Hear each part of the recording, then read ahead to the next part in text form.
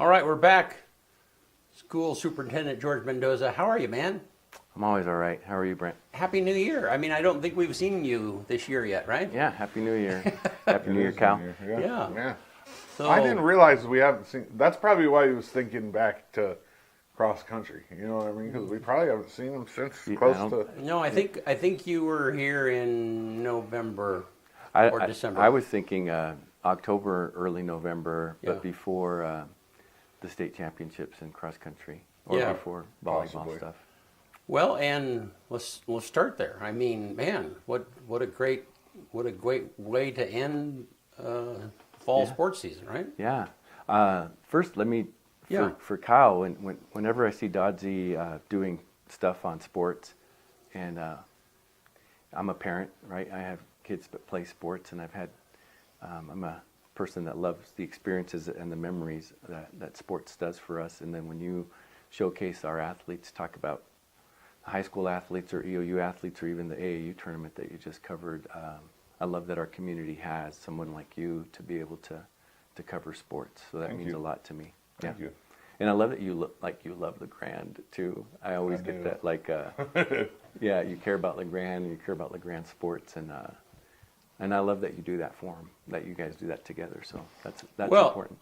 I just turn him loose, man. I operate better like that. Yeah, no, it's so funny with the transition, because I got to know Kyle through John Mallory, who was Johnny Ballgame and was here and stuff, and then John moved on, and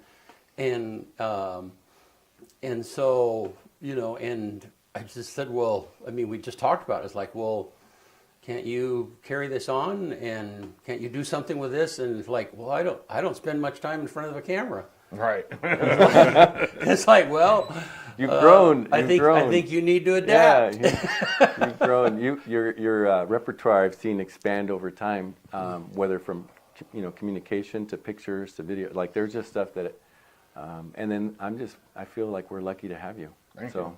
Well, okay, so it's not just me doing stuff for sports. It does a lot for me too. Mm-hmm. Yeah. You know what I mean? Like I quit drinking like 8 years ago, and that filled up a lot of my time. You know, and then when I moved back, I had to relocate to get my head okay. After divorce and everything, and I needed something to fill my time, and it really, I mean, it's been a godsend for me. Yeah. Well, I didn't know all of that. Yeah, that's exactly, all right. I'm open about it. Yeah. I'm okay. Yeah. Well, and I'm sorry about all the other No, things. It's good.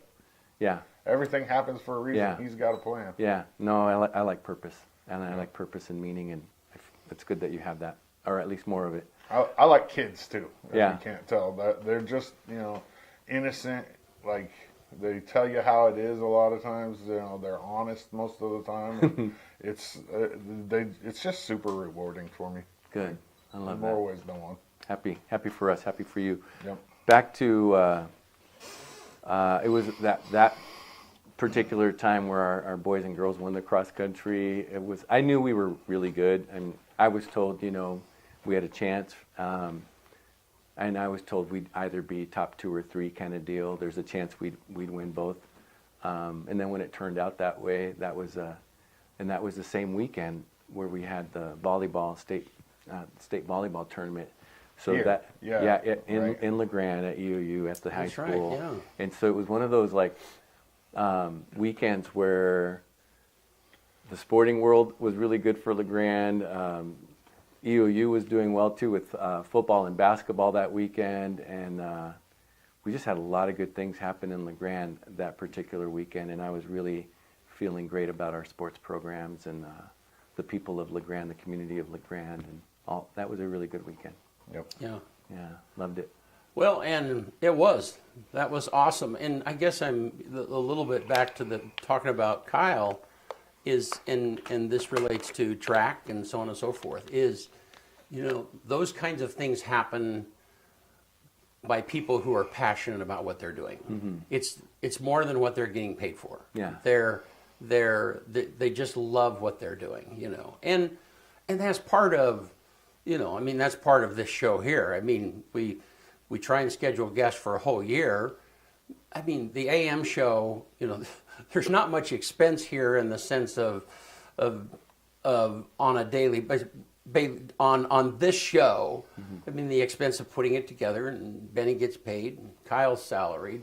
I'm not paying myself, but we're committed. I mean, we're committed. We're going to do this show every Tuesday and Thursday for the next year, whether we pay for it or not. And the reason we do that is because we love doing it. It's just it's rewarding to us to kind of hear people uncover the stories and talk about what they're passionate about and stuff. But anyhow, point being, the school district, I mean, you've got so many people in your realm that serve way beyond what they're paid for. Yeah. Yeah. We have that too. Yeah. Big Right. time, Yeah. Yeah. So school board is what you're focused Well, on, right? no, we can talk about whatever you want. Yeah, I mean, no, but honestly, yeah. I'll just go, we'll Yeah. say school board for a second. And, Yeah. people that have heard me talk once in a while, LeGrand we're not a school district that has like crazy money. We don't have a lot of multipliers in the state. We don't have that many ELL students or migrant students or as much poverty. Out of 197 school districts, we're in the bottom 47 of what we get per pupil allocations. Right. And so we like have to hunt for resources. We have to go after grants. We have to be frugal. We have to be thoughtful of what we do. And the thing that we do is we have like a commodity of volunteerism in our school district. We have a lot of people that give time, give energy, coach as volunteers, or work and run the clocks as volunteers, or do announcements as volunteers.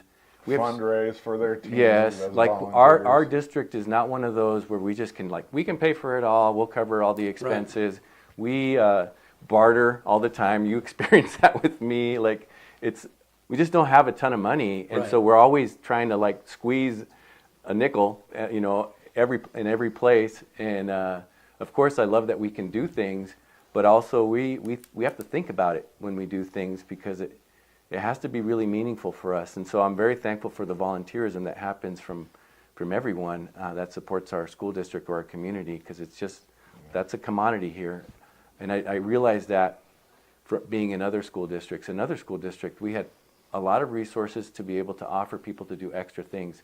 Here, LeGrand doesn't have a ton of money to basically say, here's this extra money for this extra thing. It's usually, we barely have enough money.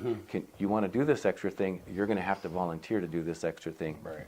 You saw that this weekend with the Pepsi tournament. That's for baseball. Yeah. That's a school activity. Yep. Big fundraiser. I saw so many people from the school district this weekend. Yeah. And they were all there volunteering. Absolutely. Well, and so back to our school board too, they're volunteers, I'll just say hundreds of hours a year, deliberating, thinking, planning, organizing, helping me make decisions, looking out for our budget, looking to make sure that we follow rules and laws, making sure that we're growing in terms of our outcomes, that we're getting graduation rates up, or we're getting good attendance, or we're getting good data with our achievement in reading and math. And then they just want to support. They're very big on the kids and the kids' experiences, and us making sure that we have a quality education experience for them, but also supporting our staff and looking out for our employees and making sure that we support them well. So very thankful for our school board. We have some really great school board members. I could get into great detail if I needed to, but the reality is we have a great chair, a great vice chair, really good directors. They work well as a team. They definitely question the direction sometimes and give input to the direction. But they just care about LeGrand. They love LeGrand. So awesome. Thankful for our school board. Yep. Yeah, absolutely. And this is, and this month is school board record. The School Board Appreciation Month is January. I usually give we don't just think about them in January, although that's the time where they get a bunch of, I'll just say, recognition or plaques or A little box of or chocolates. treats, But the reality is we do appreciate them February, through December as well. But we have a lot to be thankful. Another thing that folks wouldn't realize is there are communities that kind of go up and down or sideways with with leadership in school districts. And it's sometimes that the school board can't get along with the superintendent, or the superintendent makes a lot of decisions that people don't like over time, and then the school board has to make decisions for that as well. Or you get school board members that are just not aligned with each other, and they're just constantly fighting, and then it just crumbles the relationship with the leader or the teachers as well. And ours is very, they look at outcomes. We have a strategic plan of the things that we want to monitor and measure, and then they work through me very well, and it's not a lot of tension, it's a lot of team, it's a lot of trust, it's a lot of collaboration. And if you have a school board that kind of stays on the fiduciary, stays on the outcomes, stays on good policies, rules, or governance, and they're very supportive, usually you get strong growth over time, and LeGrand, I think, has been experiencing good growth over time. It's a lot like the school board is the GM and you're the coach. Mm-hmm. And I don't think I've ever told you guys this. If you didn't know this, I got to the point where, I coached basketball, I coached football, I was an athletic director too.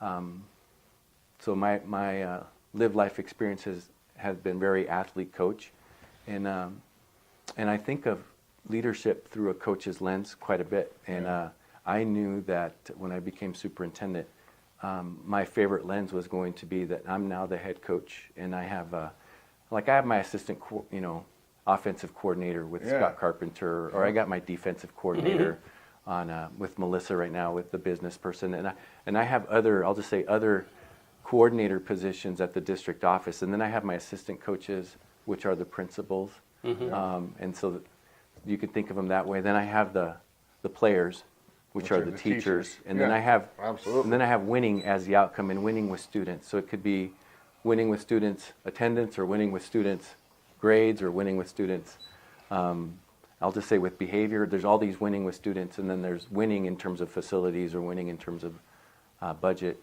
So there's all kinds of stuff that makes me think about our systems in that kind of way. That's exactly how I think about it. Yeah. That's what brought it up. It's easy for me to relate to that, so it's easy for me to see it like that. Yeah, same.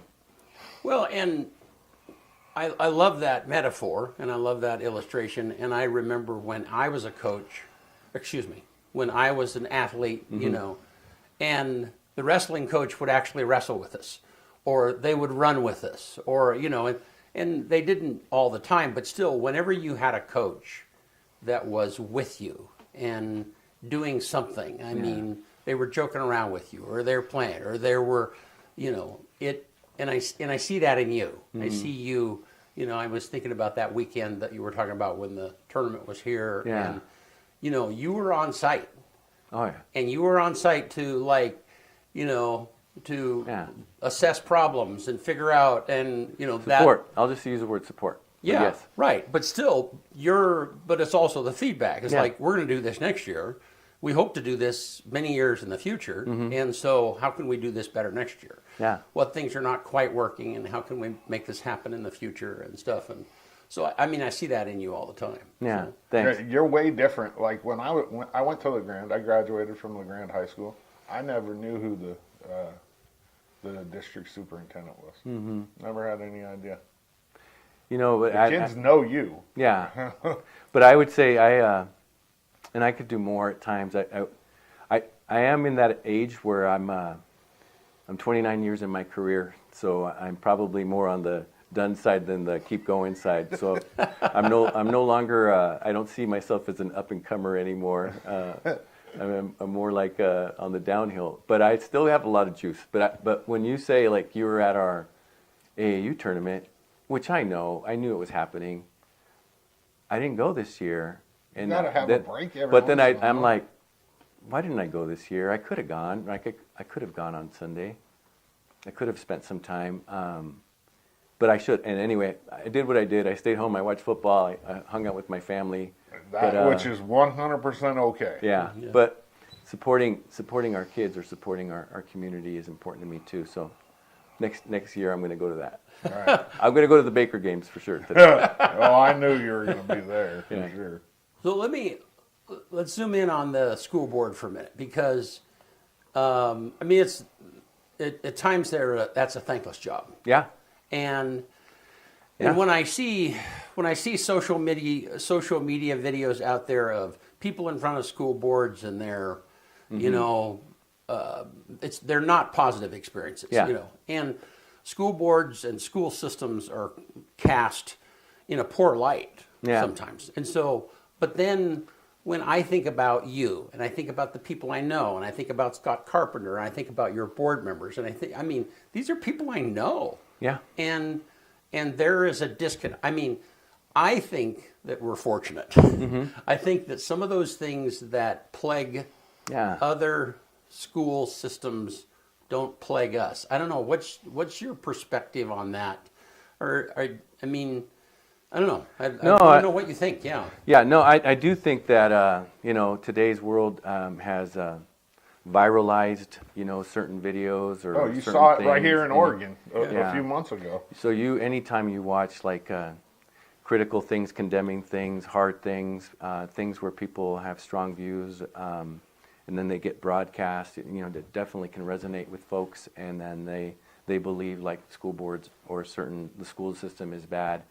But the reality is, again, like I use that, like, we're not perfect, right? We can always get better in reading or math, or we can get better in sports, we can get better with all kinds of things, but we're pretty good. You know, we try hard to do our best. We try hard to make the right decisions. We're very methodical. We look at rules and laws and processes and systems and work within those to make the best decision possible with the resources that we have. Sometimes there are, you know, I'll just say relationships with people that get on a board where there's a lot of tension, that crumbles the organization. And sometimes families say, hey, you know, I want to make my decision on the curriculum that my kid is getting and so on. And there's always choices. You can opt out of sex health curriculum if you really want to. You can opt out of things that you think might be religious if you want to, or the school district is teaching science in a way that you don't like. We don't have a rule that says, no, you're forced to be able to take this class. If you opt out, you can have other options. We always have had choice. Now, some people will choose, I don't want to be in school because you do things the way I don't like. So then they choose private school, or they choose homeschool, or they choose online. So those choices have always been there. They were there 30 years ago. They were there 50 years ago. Online schools, maybe not, but the other choices were there before. But now it's very public that you can have these options and take these options. And if the school district doesn't take care of you a certain way, go somewhere else. And so that's where you've seen, now you got me on a little I'm passion. interested. Now in you this. see 40,000 less students in Oregon. Yeah. Right. And then you see millions, or at least a million plus less throughout America, throughout the United States. And it has been because of all of the media, all of the information, and the way things have become, I'd say, polarized and politicized. And so the outcomes of that is what we're experiencing. We're also getting less kids because people in America are having less kids. So that's another thing that's taking place. Right. So as a school district, how are we battling that? Like, how are we fighting the fight against kids going to, I think the only thing, Baker Webb Academy or yeah, whatever? I think the only thing we can do is, you know, we particularly went and had a relationship with a company called Target River this year, and Target River made videos for us, and they put it on social media and Facebook. They put a variety of things where they hit some aspects of what the school district does. So you put out newsletters, you put out news stories, you put out social media, you express the programs and services that you do as a school district. We wind up saying that we have our own online. You know, we partner with Evergreen Academy, who also does everything the same as Baker Webb. They have online, they've got a robust, I'll just say, vehicle with a suite of resources from asynchronous to synchronous education to even special education as well from a teacher. And then we have our own Eastern Promise courses, dual credit courses. We have everything that you can offer online. We have our own, so that we have our own virtual, basically. We have a HomeLink program where if you want to homeschool and you want to do homeschool, we can get you the curriculum, we can get you the resources to do homeschool. We can even get you tutoring support if you want to have tutoring support for homeschool. Then we have our own brick and mortar classrooms where you can get taught by a teacher every day and be seen and heard and understood and valued and cared for and educated.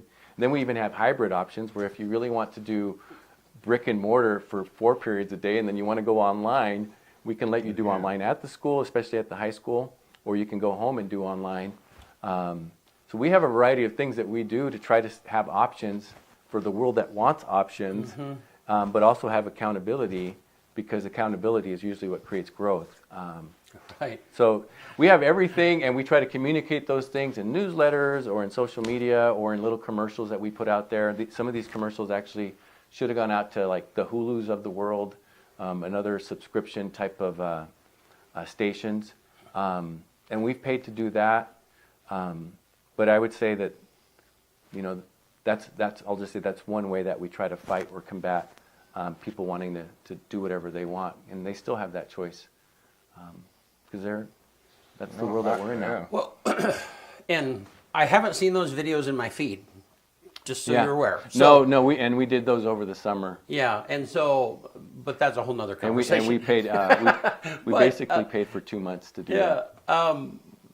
But I guess, you know, you said something that, you know, accountability is so it's connected to learning. Yeah. And it's funny. I have a friend that I went to high school with, and spent some time with him over New Year's Eve, and he teaches college in Spokane area. Yeah. And he was talking about how, you know, he teaches accounting and economics, and how most of his thing is now asynchronous online, you know.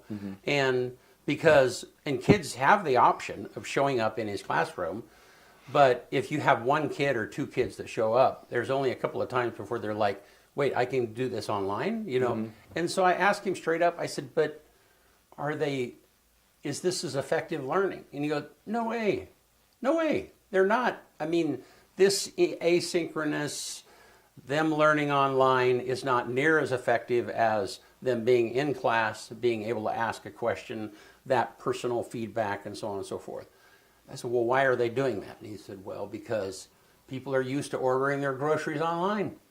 You know, he said they want that experience of being able to order it online and have it delivered. They don't want to have to go to the store. And so that is the world that our education system is competing in. So I guess but we can stand back and go like, well, yeah, but that's not effective learning, because there's not as much of accountability. I mean, how do you engage students?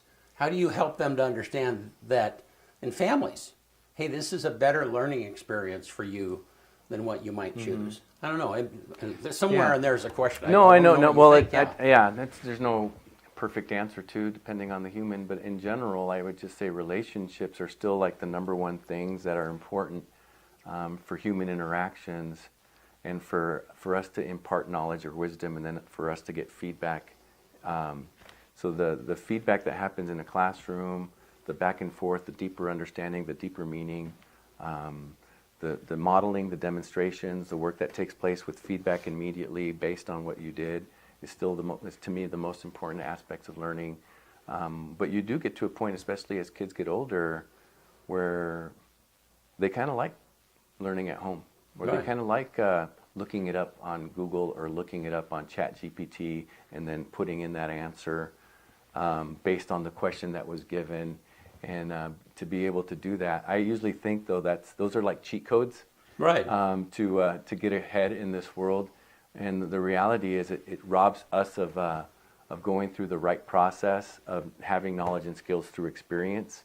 And I've given, like, the ChatGPTs or the Google type stuff in the world is, if you're the driver and you're driving the car and you're really experienced at driving the car, you can take it up the hill, down the hill, you can make it do what you need to do. And then the AI or online is your car, and that car sometimes can be a super fast car that can take you there, that can maybe even elevate the experience. But if you're not a driver where you have understanding of how to drive the car or what to do with the car, that stuff will rob you, to me, of knowledge, or make people think that you're smarter than you really are, or make I'll just say it will augment or enhance in a way that's not truly who you are, and then that's how people start to see that that you're a fraud at some level, or that you rely on something else that's really not who you are, with your voice, with your tone, with your ideas and content. So it's just, I think it's important to speed up stuff, or to potentially give us a little bit more flair, but I do think it deprives us. Go ahead. Yeah. The perfect example is if it fails. If it's What wrong. are you going to do? You know what I mean? How do you even know that it's wrong?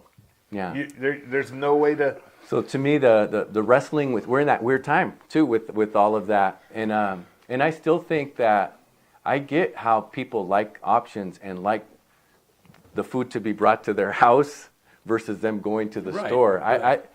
We have a world now where where we have lots of options, but I do think that we're in and I use the word, a period of decadence, where we've created a lot of extravagant type stuff, and it robs us of responsibility.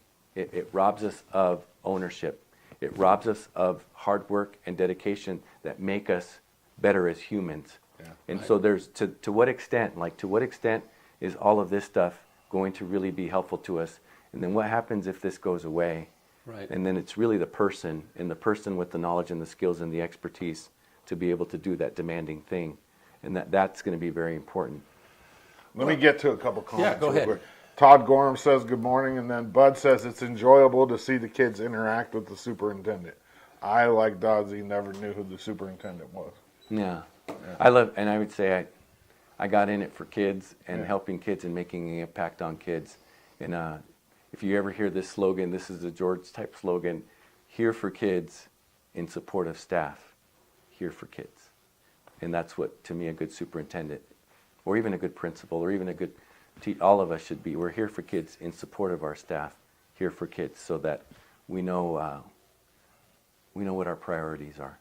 Yeah. Well, and so many institutions, that's when an institution becomes an institution, because they lose sight of their customer. They lose sight of who it is that they're really functioning for. Yeah. You know? And so, going back to what you said, hard work, you said, all of these mechanisms, in some way, they're making it easier for us to get to where what once took a lot of hard work. A lot of thinking, a lot of processing. Right. And A so lot of failing and getting up. right. And so then, and you're right, that is so critical to development. Yeah, it's so critical. I mean, Yeah. hard, yeah. And I mean, so even if you fail and you worked hard at it, there's some confidence building. It's like, Yeah. I went through that, Yeah. I did that, and so on. So what is a world going to be like if we relieve working hard? I don't. It's back to it's going to create catastrophe at some level, and lots of weaknesses that get exposed, and then us having to take the path of growth that gets us back to being strong as humans. Yeah. But it's going to be that. So once you go into a period of decadence, you're in your decline, and then once you're in your decline, you're going to have less. So it's whether it's jobs or housing or money, whatever the things are, you're going to have less until you again get gritty, get tough, get strong, and grow the skills you need to get to be able to accomplish the things you need to accomplish to stay alive. So you kind of think we're in a cycle there, or it's like Yeah, I mean, in my mind, yeah, I've been yeah. in that, like, we've been this, and we keep trying to be this in a lot of things, and I think we're now fighting for the resources to keep the resources. We're now taking the things that we want to take to be able to still stay in charge, and that's to me, they're called bust and boom cycles too. And if you ever read Ray Dalio is a person that I look at in terms of leadership. He has I don't read very much because it's too much hard work. So he has principles for living, principles for life, principles for work. But then he also has a book. It's called The New World Order, and that's a really good book about Chinese culture has gone through ups and downs. Rome has gone through ups and downs. The United States. So we're in these cycles, but I think we've just we've become different with technology. We've become so more advanced at times. And now Amazon can get you something in 2 days if you really want it. All these You things. can get it overnight. Yeah. Yeah, it's craziness. I don't think it's going to hurt us that bad. I look, say, 115 years ago or so. It was probably unfathomable for them to think that kids would go to school every day, for one thing. Back then, you had to work. The kids Yeah. had to help around. Yeah. Or to take a car to school. Yeah. Or a bus. No, you either walked. The schoolhouse was, within walking range back then. So I think that's very similar to where, you know what I mean? Like, as a cycle wise, it's just kind of part of progression. I mean, No, I agree. I think that there's like the world is evolving whether we like it or not. Right? Right. And that's a constant. We evolved since we were babies, and we evolved since we were 20 years old. We're evolving today. We're still growing and learning.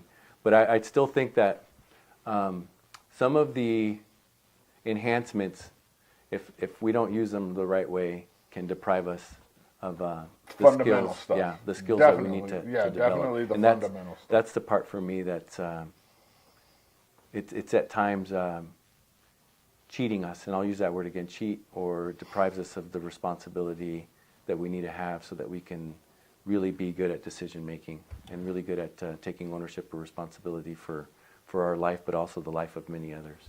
The world's gotten so fast, though, that a lot of parents, my generation per se, which is yours too, close, they're working two jobs, or working opposite of their spouse or partner, and like a lot of people feel like they don't even have the time to step in and like help their kids with that part of it, or they don't have the time. Like spelling or cursive. Like spelling, you don't have to know how to spell anymore. This will do it for you. Your phone will do it for you. It'll correct for you, yeah. Nobody writes in cursive. And that might be stuff you might need down the line. How are you going to sign your name? You're going to block print it? You might see that in 20 years. That might be the standard. Yeah. Oh, yeah. You won't even have to sign your name. You'll have a chip in enable. You can do the Facebook and face enabler for everything too. I went through TSA the other day, and where's your real ID and show your face, and that was it, and yeah. We'll come up with that technology too. Yeah. If there's a problem, technology and people that can make money on it will make it. Oh, definitely. Yeah, I don't mean to be doom and gloom too. No, it's like no. I'm not a whatever people use the doom cycle type stuff. We have a really good world. We have a really good life. I'm always in this I am grateful for what we have. I just think technology can be used for good things and also for not so good things. It's yin and yang. Yeah, it's kind of so like this system right here, and Bennett pushing buttons in the other room. Somebody asked me not too long ago. It's like, well, because we have a similar system over at City Hall, and John, the city manager, was asking, well, could we train one of the employees to do this, or could we train somebody? It's like, well, yeah, as long as everything goes fine, 90% of the time it would be great, but that 10% when things go belly up, you're going to need somebody that knows what in the world is going on, and I guess that's kind of where I see the world going a little bit. That 10% of times when it requires real problem solving, figuring out what's going on, knowing how this is connected to this, Mm-hmm. I mean, that's some of what we miss along the way. Yeah. Yeah. I love that example too. But you need the heart, you need the mind, and I don't mind if there's a little place for augmented or generative, but you still need the heart and you still need the mind to drive. Mm-hmm. And we'll just call it the generative or the augmented part should be really an enhancement to the human being or the person's capacity. Mm-hmm. So, But go ahead. when you look at it through a different lens, isn't the heart and the mind what's building the augment? Oh yeah, of course. You know what I mean? Yeah, it's AI it's is not just poofing out of the air. We're building AI as we speak. Mm-hmm. You know what I mean? This is going to go online. It's going to help build AI. So isn't the heart and mind building AI? I mean, That's not how it just should be that way. augmentation. Yeah. Well, the heart and the mind creates the augment for me, creates the generative part. And as long as, again, but the heart and the mind have to be strong, or have to be knowledgeable, have to be experienced, have to be disciplined at some level. Oh, I think agree with that. if they're not, again, technology could be used for good or not good. It all depends. It's the best thing that ever happened to us and the worst.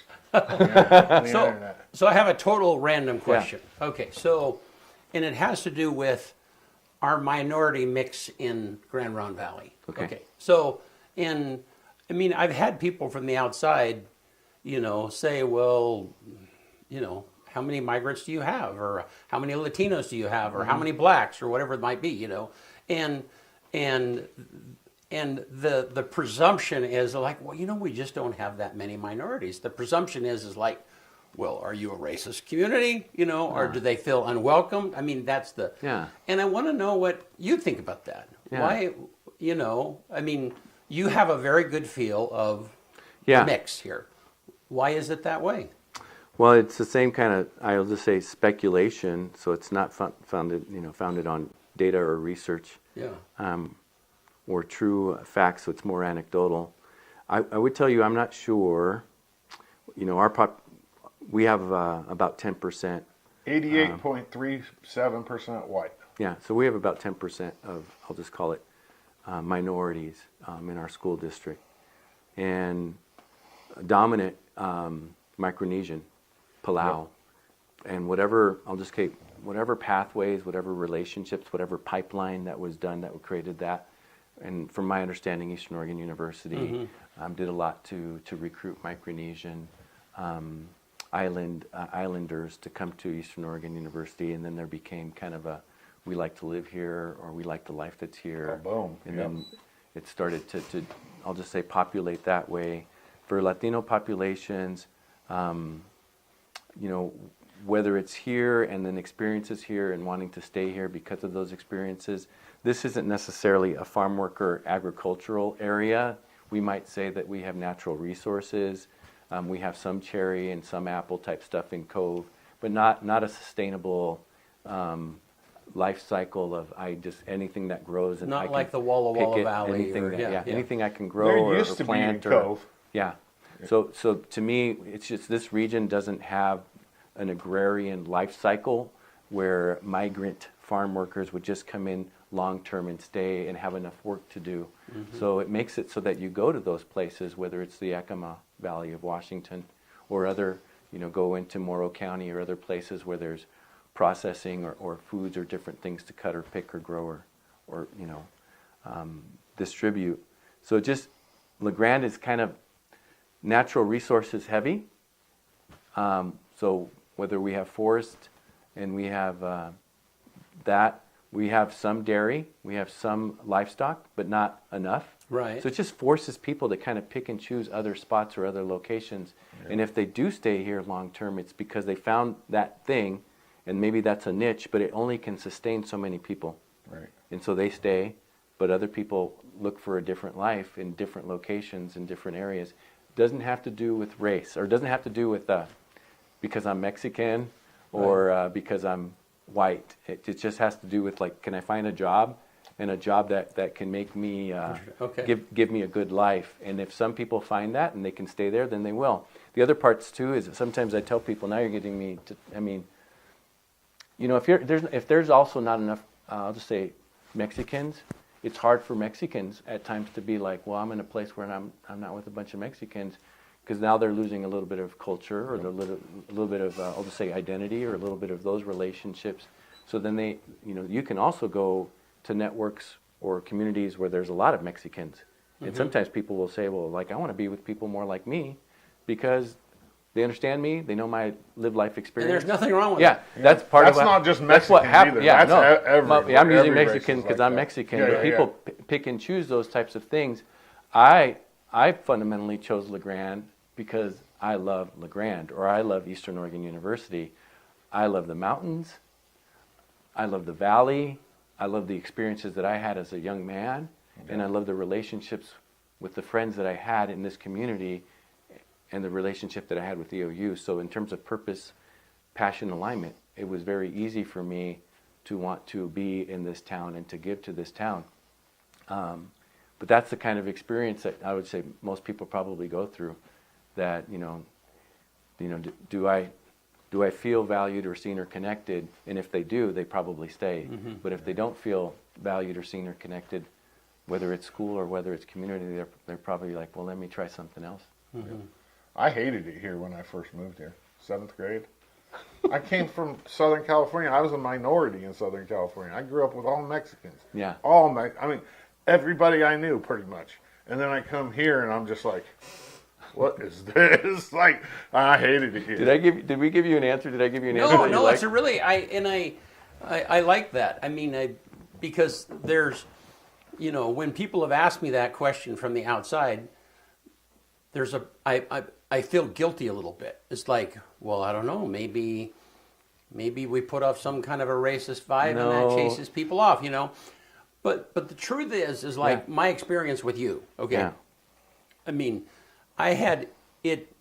Mendoza, clearly there's, your name radiates something, but it wasn't until I was with you that's like, oh, he's Mexican. I mean, that was so much an afterthought. I mean, it was just, that's George. Yeah. That's who he is. I like him. I like the way he thinks. And, and so, and I know not everybody thinks that way, but for me, somebody's race is just an afterthought. It really has nothing to do with my initial engagement with them, So anyhow. Yeah. No, I think there's a variety of reasons why people live in LeGrand, and I think most of it is, my hope is that because they enjoy this community and they enjoy, I'll just say, all the activities and all the resources that are abundant in LeGrand that want to make them stay, and then it's the humans, the people.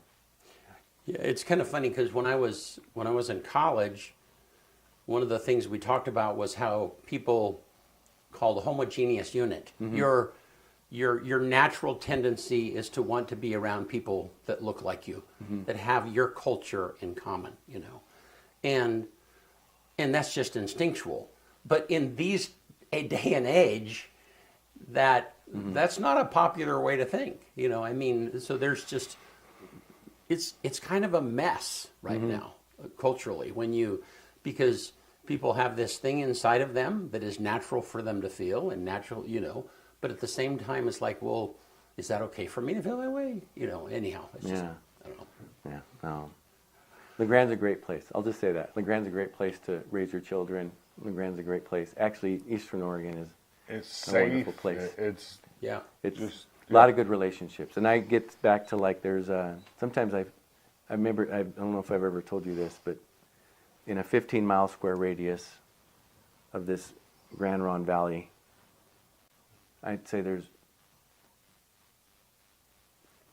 per person many, many, many wonderful human beings that just want good things. Right. They just want good things for their kids, or good things for their families, or good things for the area, and they want to volunteer, and they want to contribute, and they want to see, I'll just say, healthy outcomes.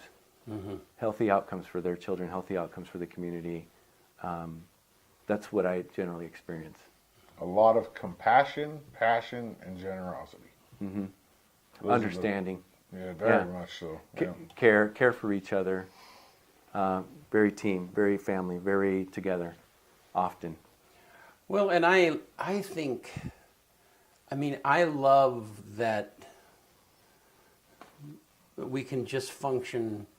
I mean, we're far enough away from other influences that the world can be spinning out there and there can be a whole lot of stuff going on. But when you ask the question of like, okay, yeah, but what does that have to do with LeGrand? I mean, yeah, those kinds of things are out there and they're, but are they, you know, what is here? Yeah. You know, what are the things that, you know, and I love that most of the time the answer is, yes, it matters, but that's not who we are in LeGrand. This is a little bit of a safe haven place where, you know, things might be going to hell in a handbasket somewhere else, but we're okay here. I mean, do you sense that? Feel that? I would say yes. And in some ways, I wind up like here again. It's like if you love LeGrand, LeGrand loves you. But here it's like I think at least in our school district, we think of things in terms of order, structure, routine, expectations, accountability, doing your part. Because if you do those things, you get pretty good outcomes. We know that if you make rules or laws that are about not having truancy and not making that impactful, we know that crumbles the impact of people attending regularly. So we usually know that when you take away some of these good structures and then you go into too loose of a structure where it's like you don't have to show up, you're not in trouble. You can do drugs if you want to do drugs, and you're not going to. We already know like that outcome is just going to create more crumble, and more. I'll just say, it's not going to make the human experience better for everybody else. And it may be that we need to have more understanding or more awareness and more care for people. But it doesn't. When you counterbalance it too far, it just creates chaos. And so that part of it. For a lot of folks in LeGrand, I think there's an understanding of we need structure, we need order, we need expectation. So we don't get into, I'll just say, the noise of everything at times. But we do understand that like certain decisions create negative outcomes and certain decisions make positive outcomes. And we typically choose, whether it's through the path of hard work or through the path of high expectation or the path of you got to do your part. And you need to do your part, because when you do your part, we become better. That we do more of that kind of thinking, and I'll just call it that to me is a better way to create a better human condition. So to me, I see that more often in LeGrand, which I don't want to call that this way or that way, but I do think that that the path of success typically is people being responsible and people having accountability. Yeah. No, and I guess I would shorten everything you said to be like, yeah, it is the carrot and it is the stick, and it requires some of both. I mean, it seems like this world right now is, we're just going to offer the carrot. This is where you should go. And humans are just not that. I mean, it really takes some of both. Yeah. You need to be understanding. You need to, I'll just say, care, and you need to. The lived life experience of others really should matter. And there are systems in place that have been created long ago. But it's like that. The world is the world right now, and this is what you got right now. And we can only try to figure out solutions right now for the world that we have. And try to mitigate any poor systems or poor things, but not stay in a place where you overcompensate in a way that really just deprives humans from responsibility. Yeah. We saw it firsthand with 110, right? The drug problem. Yeah, we saw it firsthand. No, and here, we're taking your stick away. You have no control over this anymore, and we saw. And it just crumbles more when you do stuff like that. Yeah, and I don't. I mean, I can't say perfect or whatever. I just know we're pretty good at like back to team, back to together, back to family, back to. I'll just use one, like being cohesive, that usually gets us through a lot. And agreed. Yeah, I don't know. I mean, I can't tell you we're like any big metro place or anything like that. Metropolitan, urban, suburban. We're definitely LeGrand and more rural, but there is a lot of team. So let me ask you, and we got to quit, but let me ask you one more question, and that is: Do you think your philosophy of operation for LeGrand would work in a much bigger school district? It's a great question. Public too. Yeah. No, I think on the end of like back to coach, right? I love people, right? I love people, green, brown, red, blue, big, skinny, everything. You like the big ones too? I like them all. Like I love humans, and I love helping humans. I don't care who they are. And I would just say use the word love. I love, care, serve. Love is what gets us through lots of things. So yeah, I don't have problems, and honestly, I'm an improvement science type person, and I'm an implementation science type person. If you look at back to core construct of a school district, if we were talking schools, professional learning communities, those are shared responsibility. What do we want students to learn? Agreeing on that. How will we know that they've learned it? Assessing that. What will we do when we find out? Intervening on that, rewarding that, celebrating that. And that also implies interventions. That means like if you're below level in reading or math, I'm going to give you more time, more practice, more opportunities to get better at reading or math so that you can get the skills necessary for you to be on level. That has nothing to do with race, or that has nothing to do with socioeconomic status. That means if you need more, I find resources, I find time, opportunity, and practice to get you caught up. So it would resonate anywhere, those types of thinking. Improvement science is really looking at data, looking at information, and then just like we do for wrestling, you practice, you get better at something, you go to a tournament, you lose, you get exposed, you look at concepts and skills that you need to master or technique that you need to get better at, then you get caught, you get taught on that, or you get exposed to that, and then you get efficient at that, and then you get to the next thing, and then you see if you can do that, and then that data will also tell you if you need to get better, and then you get taught, and then you get supported, and then you get monitored on that, and then you get, it's just improvement. Science is pretty much what we do with a lot of things in sports, but also what you can do in reading. And then implementation science is typically, everybody should be doing it. And if you can get 80% of your staff to do the things that they're supposed to do, you start to see consistent results. And that means that they're trained, that means that they're knowledgeable, that means that they get feedback, that means it gets rewarded, it gets celebrated, they get held accountable to it. And then it becomes the standard for the organization. And then you basically, you're doing things, and then there's doing things well, and then there's doing things with mastery. But when you get to doing things well, people start to experience that success. And that's why you see football teams win championships, typically because they have good systems. They have a good offense that's working like an offense, a good defense that knows what to do, and it's consistent throughout the organization. So back to that, like I think more like that, and why wouldn't it resonate?